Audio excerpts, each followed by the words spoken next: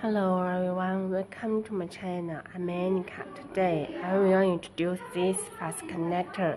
As you can see, this green SCAPC and this blue SCUPC.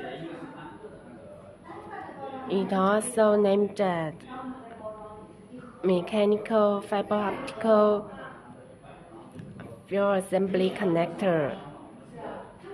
It has a unique design. In there, it has a metal V-groove. It can reduce the loss in fiber optical network.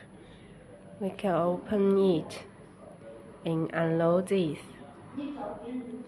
This is cable clamp. It can be used to fix the 3.0mm flat jaw cable and insert the fiber into this.